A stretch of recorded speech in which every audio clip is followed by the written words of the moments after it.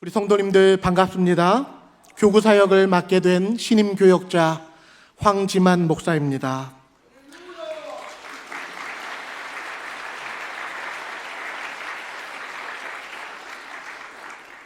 큰 목소리로 해야 한다고 여러 차례 말씀을 들어서 엄청 긴장하면서 지금 큰 목소리로 하고 있습니다. 귀한 목포 사랑의 교회로 인도해 주신 하나님께 진심으로 감사와 찬송과 영광을 올려드립니다. 지난해 저는 행복목회 컨퍼런스에 참석하였고 올해는 행복 아카데미에 참석했습니다. 행복목회에 대해서 배우면 배울수록 마음속에 더 사모하는 그런 마음이 들었습니다. 행복목회를 더 자세히 배우고 싶고 또 행복목회 사역에 직접 참여하고 싶고 또 행복한 교회를 일구어가는 사역에 동참하고 싶은 그런 마음이 들어서 아예 전근을 왔습니다. 앞으로 열심히 맡겨주신 양들을 잘 섬기고 또 기도하고 말씀과 사랑과 헌신으로 잘 섬길 수 있도록 하겠습니다. 여러분은 하나님을 기쁘시게 해드리기를 원하십니까? 어떻게 하면 하나님을 기쁘시게 해드릴 수 있을까? 어떻게 하면 하나님의 마음을 시원하게 해드릴 수 있을까? 그것을 생각하고 소망하고 또 그것을 여러분의 삶에서 실제로 실천하고 계십니까? 하나님은 자기의 백성들, 하나님의 자녀들이 하나님을 기쁘시게 해드리기를 바라고 계십니다.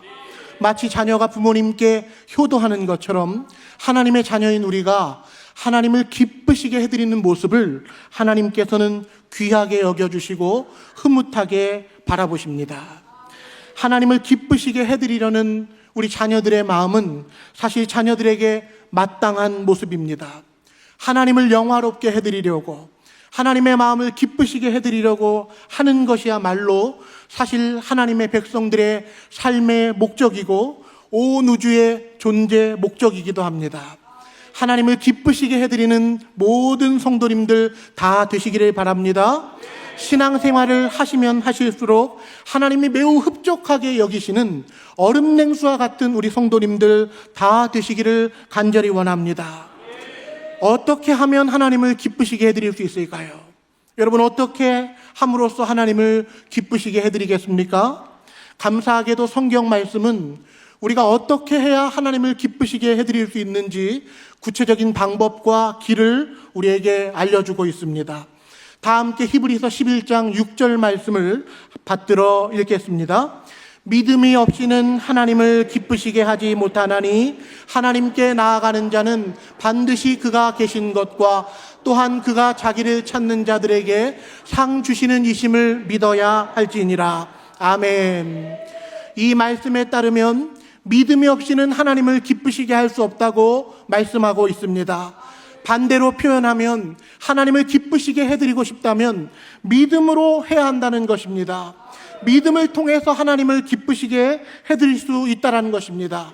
하나님께서는 우리가 믿음으로 할 때 믿음으로 하는 우리의 모습을 기쁘게 받으신다는 것입니다. 하나님 보시기에 신실하고 견고한 믿음이 있어서 여러분 믿음을 통해 칭찬받으시는 성도님 되시기를 바랍니다. 믿음으로 하나님을 기쁘시게 해야 한다고 말씀드렸는데요. 여러분, 믿음으로 한다는 것은 그러면 무엇입니까? 믿음으로 하나님을 기쁘시게 해야 하는데 믿음으로 한다는 것이 무엇인지를 깨닫는 과정이 신앙생활의 과정입니다. 믿음으로 한다는 것은 일단 내 마음대로 하지 않는 것입니다. 내 뜻대로, 내 욕심대로 하지 않는 것입니다. 믿음으로 한다는 것은 하나님의 말씀으로 하는 것입니다. 하나님의 말씀이 전제가 되어야 우리의 믿음이 성립할 수 있습니다. 말씀을 믿는 것이 믿음입니다. 이번에는 로마서 10장 17절 말씀을 우리 함께 읽겠습니다. 그러므로 믿음은 들음에서 나며 들음은 그리스도의 말씀으로 말미암았느니라. 믿음은 어디에서 나온다고 말씀합니까? 믿음은 들음에서 나온다고 말씀합니다. 무엇을 듣는 것입니까? 그리스도의 말씀을 듣는 것입니다. 믿음은 하나님의 말씀을 듣는 자리에서 나옵니다. 믿음은 내 감정이나 내 의지력을 먼저 앞세우는 것이 아닙니다. 믿습니다. 그렇게 내 감정이나 내 의지를 앞세우기 이전에 믿음은 하나님의 말씀을 우리의 전제로 삼고 우리의 권위로 삼는 것입니다. 나의 자아를, 내 지성과 감정과 의지를 하나님의 말씀 앞에 낮추는 것입니다. 말씀의 권위 아래 나를 내려두고 하나님께서 말씀하시는 대로 나의 생각과 감정과 의지를 순종하는 것이 믿음입니다. 세상의 사람들도 종교적인 열심은 다 있습니다. 그들 나름대로 많은 노력을 기울이고 있습니다. 그러나 그들은 하나님의 말씀을 믿지 않습니다. 많은 노력을 기울임에도 불구하고 이 세상의 사람들에게는 하나님의 말씀이 없습니다. 그러나 하나님의 자녀인 우리는 하나님의 말씀을 우리의 구원의 말씀으로 여기고 말씀의 권위 아래 우리가 순종하며 말씀을 믿고 의지합니다. 우리는 하나님의 말씀을 믿고 의지함으로 하나님을 기쁘시게 해드리는 자녀들입니다. 자, 이제 본론부로 들어가서 하나님은 우리를 말씀으로 훈련하시는 분이신데요. 말씀으로 우리를 훈련하시고 단련하실 때 하나님께서 어떻게 우리를 말씀으로 단련하시는지를 오늘 좀 살펴보도록 하겠습니다. 하나님은 크게 두 가지 방식으로 우리의 믿음을 훈련하시고 단련하십니다. 첫 번째는 하나님은 말씀하시는 하나님이신데요. 하나님께서 말씀하시면 우리는 그 말씀을 듣고 순종하는 것이 바로 첫 번째 말씀을 훈련하는 원리입니다. 두 번째는 내 뜻을 꺾는 것입니다. 우리가 말씀에 순종하지 못하게 됐을 때, 말씀에 순종해야 함을 알고도 순종하지 못하게 됐을 때 진심으로 잘못을 뉘우치고 깨닫고 회개하고 돌이키는 것이 바로 두 번째 말씀 훈련의, 믿음 훈련의 방식입니다. 믿음의 훈련은 이 두 가지가 함께 갑니다. 하나님의 말씀을 들을 때 그 말씀을 간절히 사모하여서 아멘, 믿습니다, 순종합니다, 말씀을 가까이 하고 순종하는 것이 첫 번째 방법이라면, 말씀에 순종하지 못하게 됐을 때 이때에도 우리는 배워야 하는데, 하나님, 제가 순종하지 못하고 있습니다. 제가 이 말씀을 거역하는 마음이 있습니다. 하나님의 뜻을 알매도 불구하고 이 말씀을 따르는 것이 어렵습니다. 하나님, 제가 하나님을 거역해서 살았습니다. 그렇게 우리 자신의 모습을 있는 그대로 직시하고 돌이키고 회개하고 하나님 앞에 나오는 것이 바로 믿음 훈련의 두 번째 방편이라는 것입니다. 그래서 우리의 믿음이 점점점 자라나려면 믿음과 회개는 반드시 함께 가야 합니다. 실제적인 예시를 한번 들어보겠습니다. 성경에서 하나님은 아무것도 염려하지 말고 모든 일에 기도와 간구로 하라고 말씀하셨습니다. 우리가 이 말씀을 대할 때 어떻게 하는 것입니까? 하나님, 제가 이 말씀을 듣고 아무것도 염려하지 않기를 원합니다. 아멘. 제가 이제 제 삶에서 아무것도 염려하지 않는 사람이 될 것입니다. 이것이 바로 믿음을 훈련하는 첫 번째 원리라는 것입니다. 그런데 실제로 우리의 삶 속에 염려할 만한 상황이 찾아오게 되면 우리는 어떻게 합니까? 우리 자신도 모르게 염려하게 됩니다. 하나님은 염려하지 말라고, 염려 가운데 빠져 있지 말고 염려를 기도로 바꾸라고, 모든 일에 기도와 간구로 하라고 말씀하셨는데 우리는 그 말씀에 순종하지 못할 때가 있다라는 것입니다. 그때에 돌이키고 회개하고 말씀 앞으로 나아가는 것이 바로 믿음 훈련의 두 번째 원리라는 것입니다. 그런 의미에서 염려를 고집하는 것은 믿음의 모습이 아닙니다. 염려하고도 정당화하는 것은 믿음의 모습이 아닙니다. 아니, 어떻게 염려를 안 해요?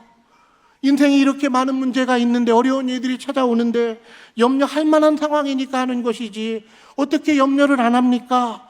이렇게 반응한다면 하나님의 말씀을 받아들이는 데 있어서도 순종하지 못하는 것이고, 염려를 했음에도 불구하고 뉘우치지 못하는, 회개하지 못하는 이 부분에 있어서도 우리가 배우지 못하게 된다는 것입니다.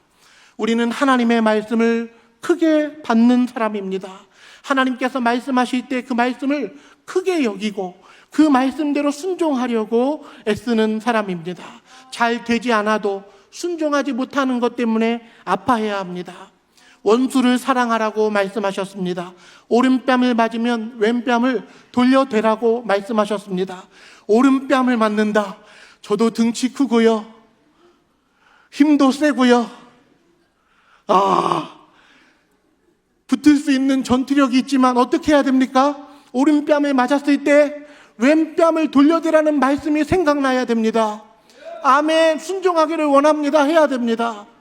저 사람이 나를 무시하는데, 나를 저렇게 괴롭히는데, 저렇게 드러내놓고 나를 반대하는데 어떻게 사랑합니까? 그런 마음이 들지만 아멘 해야 합니다. 그렇게 하지 못했다면 안타까워해야 됩니다. 말씀에 순종하지 못하는 나의 모습을 제대로 직시하고, 하나님, 원수도 사랑하라고 했는데 그렇게 하지 못하는 저의 모습을 회개합니다. 그렇게 나의 있는 모습 그대로를 하나님 앞에 가지고 나아갈 때 우리의 믿음이 점점 더 성장하게 된다는 것입니다. 이러한 말씀의 원리를 가지고 이제 본문의 주인공인 아브라함에 관해서 성경 말씀을 살펴보겠습니다. 아브라함은 믿음의 조상입니다. 아브라함이 믿음의 조상이 된 것은 하나님께서 친히 아브라함의 믿음을 그의 평생토록 훈련해 가셨기 때문입니다.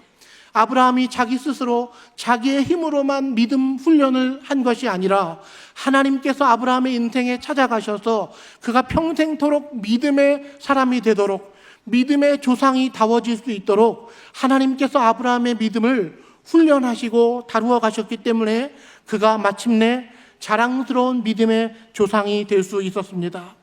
앞에서 말씀드렸듯이 아브라함에게도 이 믿음의 훈련의 두 가지 방식이 그에게 똑같이 적용되었는데요. 하나님께서 아브라함에게 말씀하시면 아브라함은 그 말씀에 순종해야 했습니다. 하나님의 말씀대로 순종해야 함을 알고도 아브라함은 불순종할 때가 있었는데요. 그의 삶에서 불순종하는 일이 일어나면 속히 깨닫고 돌이키고 회개하고, 그래서 다시금 하나님 말씀하신 자리로 돌아가야 하는 것이 아브라함의 믿음 훈련의 내용이었습니다. 아브라함이 실제로 그러했는지 말씀을 통해서 두 가지 사건만 살펴보도록 하겠는데요. 먼저 첫 번째로 창세기 12장 1절에서 4절 말씀을 우리 함께 받들어 읽겠습니다. 여호와께서 아브라함에게 이르시되 너는 너의 고향과 친척과 아버지의 집을 떠나 내가 내게 보여줄 땅으로 가라. 내가 너로 큰 민족을 이루고 내게 복을 주어 내 이름을 창대하게 하리니 너는 복이 될지라. 너를 축복하는 자에게는 내가 복을 내리고 너를 저주하는 자에게는 내가 저주하리니 땅의 모든 족속이 너로 말미암아 복을 얻을 것이라 하신지라. 이에 아브라함이 여호와의 말씀을 따라갔고 롯도 그와 함께 갔으며 아브라함이 하란을 떠날 때에 75세였더라. 아멘. 화면을 잠시 띄워주십시오. 하나님의 역사가 어디에서부터 시작되었습니까? 1절에 보시면 하나님의 말씀에서부터 아브라함의 믿음의 역사가 시작되었습니다. 여호와께서 아브라함에게 이르시되, 하나님께서 아브라함에게 말씀하신 일에서부터 아브라함의 믿음의 역사가 시작되었습니다. 너는 너의 고향과 친척과 아버지의 집을 떠나 내가 네게 보여줄 땅으로 가라. 하나님께서 말씀하신 일에서부터 아브라함의 믿음의 여정이 출발하였습니다. 그렇게 하나님께서 말씀하시고 복을 약속하셨을 때 아브라함이 어떻게 반응합니까? 4절 말씀해 보시면 이에 아브라함이 여호와의 말씀을 따라갔고, 아브라함이 여호와의 말씀을 따라가는 것에서부터 그의 믿음의 여정이 출발했습니다. 말씀을 따라가는 것이 믿음입니다. 아브라함도 하나님의 말씀을 따라감으로 그의 믿음의 역사가 시작되었습니다. 오늘 우리도 성경 말씀을 펴고 말씀을 묵상하고 설교를 듣는 이유는 말씀하시는 하나님 앞에 우리가 서기 위함 때문입니다. 하나님 말씀하십시오. 주의 종이 듣겠습니다. 하나님 말씀하십시오. 제가 순종하겠습니다. 그렇게 믿음으로 반응하기 위해 우리가 이 예배 자리에 나온 것입니다. 창세기 12장의 전반부를 보면 아브라함이 말씀대로 잘 순종한 모습이 나타나는데요.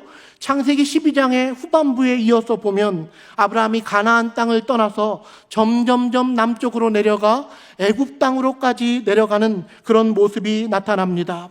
아브라함이 애굽으로 내려간 이유가 무엇 때문입니까? 그 땅에 기근이 찾아왔기 때문입니다. 아브라함은 기근을 피하기 위해서, 다시 말하면 자신의 재산을 보호하려고 남쪽으로 내려가다가 점점 더 결국은 애굽에까지 내려가게 되었습니다.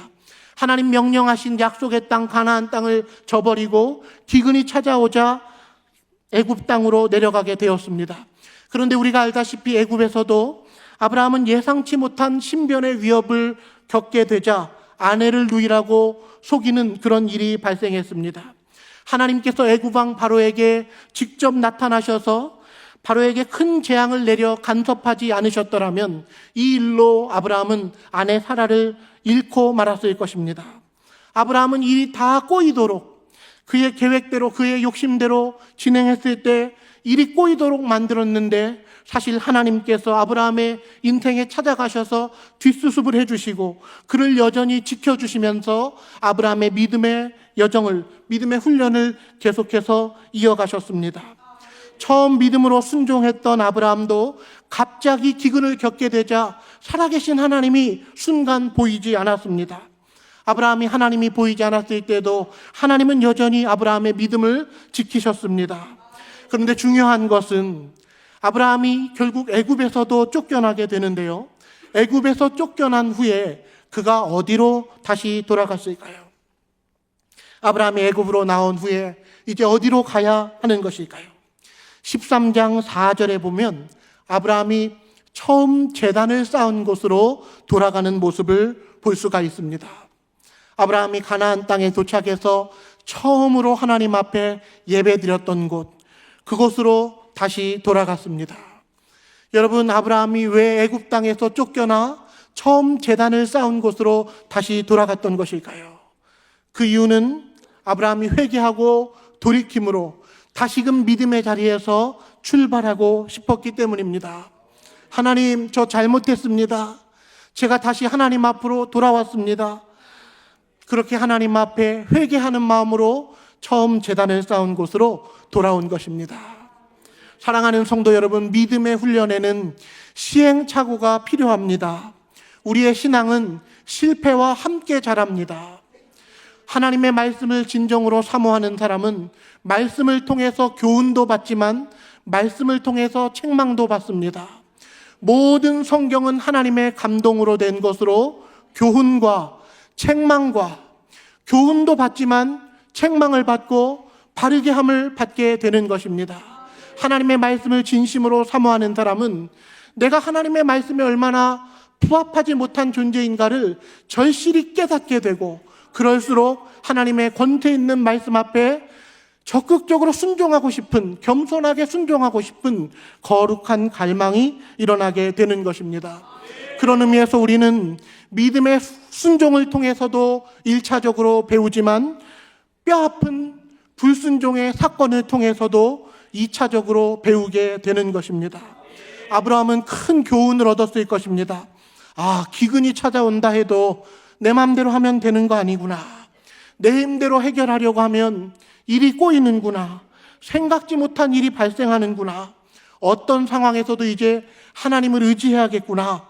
그렇게 실패를 통해서 참된 신앙을 배우게 되었을 것입니다. 이렇게 한두 번의 실패로 믿음이 견고해지고 성숙해진다면 얼마나 좋겠습니까?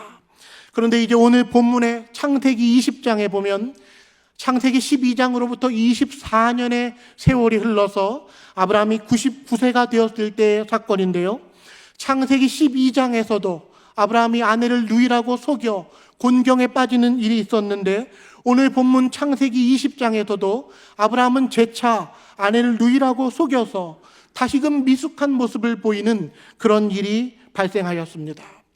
오늘 본문에서 아브라함은 아내를 누이라고 속였는데, 사실 아브라함은 사라를 누이라고 속이면 안 되는 상황 속에 있었습니다. 왜냐하면 하나님께서 사라의 태를 통해서 아들 이삭을 주실 것을 앞선 17장과 18장에서 약속하셨기 때문입니다. 아브람을 아브라함으로, 사레를 사라로, 그리고 아들의 이름까지도 이삭이라고 지어주시면서 내년 이맘때에 사라를 통해서 아들 이삭이 태어날 것이라고 앞선 17장과 18장에서 말씀하셨습니다. 사라는 그의 이름의 뜻처럼 모든 민족의 어머니가 되기 위해 이삭을 낳을 자였습니다. 근데 그런 사라를 아브라함은 누이라고 속이면서 아비멜렉의 손에 허무하게 넘겨주고 만 것입니다. 여러분, 아브라함은 왜 사라를 누이라고 속였던 것일까요? 다 같이 20장 11절 말씀을 함께 읽겠습니다. 아브라함이 이르되 이곳에서는 하나님을 두려워함이 없으니 내 아내로 말미암아 사람들이 나를 죽일까 생각하였으며, 죽음이 두려웠기 때문입니다. 창세기 12장에서나 오늘 본문 창세기 20장에서나 아브라함이 아내를 누이라고 속였던 이유는 죽음이 두려웠기 때문입니다. 그것이 옳지 못한 일이고 남자로서 자존심 상한 일이고 그렇게 해서는 안 된다는 것을 알고 있지만 죽고 싶지 않았기 때문입니다. 75세 때에도 죽음이 두려웠기 때문이고 99세가 되었어도 여전히 죽음이 두려웠기 때문입니다. 믿음의 훈련을 24년 동안 받았고 한편으로 하나님을 경외하고 있지만 여전히 죽음이 두려웠기 때문에 아브라함은 죽음을 극복하지 못하고 아내를 누이라고 속였던 것이었습니다. 사실 우리도 마찬가지 아닙니까? 우리도 신앙생활을 오랫동안 했음에도 불구하고 우리도 여전히 죽음 앞에서는 두려워 떨고 있지 않습니까? 죽음을 피하고 싶고 망하고 싶지 않고 어떻게 해서든지 안전하게 살고 싶어하는 마음이 우리에게도 있습니다. 그런데 이렇게 죽음이 두려워서 아내를 누이라고 속이는 아브라함에 대해서 하나님께서 아브라함을 무엇이라고 말씀하시는지 이제 마지막으로 20장 7절 말씀을 함께 읽겠습니다. 이제 그 사람의 아내를 돌려보내라. 그는 선지자라. 그가 너를 위하여 기도하리니 내가 살려니와 내가 돌려보내지 아니하면 너와 내게 속한 자가 다 반드시 죽을 줄 알지니라. 아멘. 하나님은 아브라함을 무엇이라고 말씀합니까? 그는 선지자라. 아브라함은 선지자다. 아비멜렉아, 아브라함은 선지자다. 아브라함이 아무리 죽음을 두려워하고 있고 아비멜렉 너를 두려워하고 있어도 그는 선지자다 라고 하나님께서 아비멜렉에게 말씀하셨습니다. 아브라함은 자기 스스로의 정체성을 깨닫지 못하고 있었지만, 자기가 어느 정도의 인물인지 알지 못하고 있었지만 죽음을 두려워하는 그 아브라함을 하나님께서는 선지자라고 말씀하셨습니다. 아비멜렉이 아브라함을 살려주는 것이 아니라 아브라함이 아비멜렉 왕을 위해 기도해 주어야만 아비멜렉과 그 집안이 살 수 있다고 말씀하셨습니다. 실제로 17절과 18절 말씀에 보면 아브라함이 기도를 하였을 때 아비멜렉과 그의 집안의 태가 열리게 되므로 오늘 창세기 20장의 말씀이 마무리되고 있습니다. 아무리 약하고 부족한 모습이 있어도 아브라함은 선지자요 하나님의 사람입니다. 마찬가지로 우리가 아무리 연약한 모습이 있어도, 우리가 세상 속에서 두려워하고 죽음을 두려워한다 해도 하나님께서는 우리들도 선지자로 바라보시고 복음의 제사장으로 바라보시고 왕같은 제사장으로 여기고 계신 줄로 믿습니다. 우리가 세상을 위해 기도해야 세상 사람들이 사는 것이지 세상이 우리를 살려주는 것이 아니라는 것입니다. 이제 설교를 마치겠습니다. 오늘 설교의 제목은 우리의 믿음을 세워가시는 하나님입니다. 하나님은 우리의 믿음을 우리의 평생토록 세워가시는 하나님이십니다. 우리의 삶에 구체적으로 관여하시면서 하나님은 말씀으로 우리의 믿음을 단련해 가시는 분이십니다. 말씀을 듣게 하시고 말씀을 사모하게 하시고 말씀이 마음에 박혀지게 하시고 그 말씀대로 순종하고 싶은 거룩한 갈망이 일어나게 하셔서 말씀으로 우리를 단련해 가시는 분이십니다. 여러분의 영혼에 어떤 말씀이 있습니까? 여러분의 마음속에 어떤 말씀이 있습니까? 여러분의 삶을 어떤 말씀에 순종하면서 살아가고 계십니까? 하나님은 말씀으로 우리를 단련하시는데 말씀의 사람은 말씀으로 나 자신의 삶을 조명해 봅니다. 내가 진정으로 말씀대로 순종하고 있는지, 오늘 이 하루의 삶 속에 말씀에 순종하지 못한 모습은 내게 있지 않은지 나 자신을 있는 그대로 직시하고 말씀에 권위 앞에 우리가 돌아간다라는 것입니다. 우리의 정체성을 깨닫기를 원합니다. 우리는 하나님의 동력자입니다. 왕 같은 제사장입니다. 복음의 일꾼입니다. 세상 속의 선지자입니다. 우리가 바로 서야 세상이 삽니다. 하나님의 말씀으로 나를 이기고, 말씀으로 세상을 이기고, 말씀으로 죄악과 죽음을 이기고, 말씀을 크게 여겨서 말씀을 거부하는 모습을 회개하고 말씀이 이끄시는 그 자리까지 더 견고한 믿음으로 나아가시는 모든 성도님들 다 되시기를 간절히 원합니다.